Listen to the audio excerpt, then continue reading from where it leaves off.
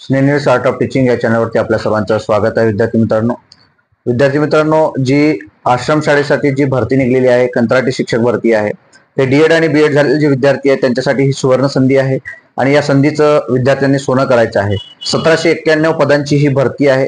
त्यात क्लॅरिफिकेशन काय असणार आहे, त्यात वेगवेगळे वर्गीकरण काय आहे, म्हणजे उच्च शिक्षण, माध्यमिक शिक्षक आणि प्राथमिक शिक्षक, त्यातही मराठी आणि इंग्रजी यांच्या जागा किती किती आहेत त्या आपण पुढील व्हिडिओमध्ये बघणार आहोत. जे 1791 ज्या जागा आहेत त्या माध्यमातून आपल्या सर्व विद्यार्थ्यांकरिता ही संधी निर्माण झालेली आहे. जसं युवा कार्य प्रशिक्षणार्थी म्हणून विद्यार्थी जे काम करत आहेत अशा विद्यार्थ्यांना फुल पगारावरती ही संधी असणार आहे, ज्यात तासिका बेसवर नाही तर हे पूर्ण जो पगार असतो, संपूर्ण पगार हा शिक्षकांप्रमाणेच या 11 महिने या विद्यार्थ्यांना मिळत असतो. त्यासाठी डीएड झाले, बीएड झालेले जे विद्यार्थी आहेत त्यांनी आवर्जून या ऍड कडे लक्ष द्यायचं आहे आणि पुढील जो व्हिडिओ आहे त्या व्हिडिओच्या माध्यमातून बघा की आपल्या जागा किती आहेत. माध्यमिक, पूर्व माध्यमिक आणि उच्च माध्यमिक आणि मराठी आणि इंग्रजीच्या जागा, टोटल 1791 जागांचं हे क्लॅरिफिकेशन.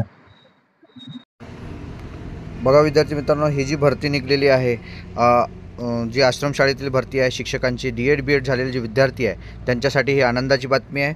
आणि यामध्ये मी कालच व्हिडिओ बनवलेला आहे आणि हा जो व्हिडिओ आहे त्या व्हिडिओमध्ये कोणत्या शाळेमध्ये कोणत्या किती जागा आहेत त्याचं संपूर्ण वर्णन या ठिकाणी दिलेलं आहे. त्याची संपूर्ण माहिती या 1791 पदाचीही या बातमीमध्ये दिलेली आहे. बघा विद्यार्थी मित्रांनो, काय असणार आहे ही बातमी. बघा, पुढारी पेपरची ही बातमी आहे. राज्यातील आश्रम शाळेमध्ये 1791 शिक्षकांची भरती, कंत्राटी पद्धतीने शासनाकडून निविदा तयार. बघा, ही बातमी आहे. या बातमीच्याच माध्यमातून आपल्याला संपूर्ण स्पष्टीकरण बघायचं आहे. कंत्राटी पद्धतीने ही पदभरती केली जाणार आहे. शासनाकडून निविदा तयार झालेला आहे. पहा, सोलापूरची ही बातमी आहे. राज्यातील आश्रमशाळा 1791 शिक्षकांची कंत्राटी पद्धतीने शिक्षक भरती तयार करण्यात येणार आहे. त्यासाठी शासनाकडून निविदा तयार करण्यात आला, म्हणजे यासाठी कंत्राट जे आहे ते कंपनीकडनं मागवलेलं आहे. पहा, राज्यातील आदिवासी विकास विभागामार्फत चालवल्या जाणाऱ्या आश्रमशाळांमध्ये यापुढे कंत्राटी पद्धतीने शिक्षकांची नेमणूक केली जाणार आहे.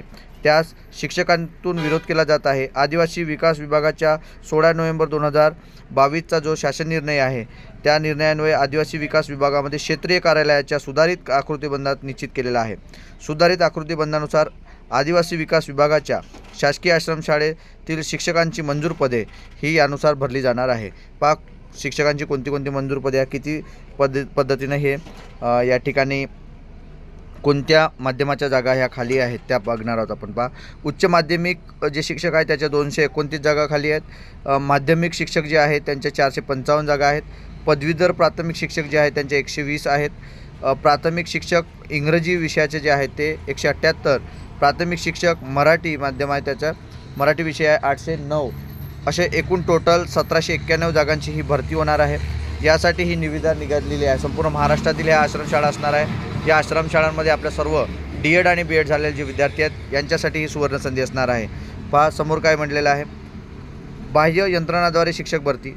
शासकीय आश्रमशाळेतील शिक्षकांची पदभरती करण्यासाठी येणाऱ्या अडचणीवर मात करून अखेर सामान्य प्रशासन वित्त विभागाने भरतीस मंजुरी दिल्याने हजारो शिक्षकांची पदे हे कंत्राटी शिक्षकांनी भरली जाणार आहे. हजारो शिक्षक म्हणजे 1791 पदे ही या माध्यमातून भरली जाणार आहे. त्यात पुढे काय दिलेलं आहे बघा. अनेक वर्षापासून आश्रमशाळेमध्ये कंत्राटी शिक्षक पद्धतीने शिक्षक कामे करत आहेत. पुन्हा वाढीव पदांच्या निर्णयामुळे शिक्षकांची संख्या वाढते. तुटपुंज मानधनावरती काम करणाऱ्या कायमस्वरूपी नोकरी मिळाल्यावर त्यांच्या रोजगाराचा प्रश्न मिटेल. सर्व पदे टेट परीक्षामध्ये समाविष्ट करून जागा उपलब्ध करून दिल्यास नक्कीच भावी शिक्षकांना न्याय मिळेल.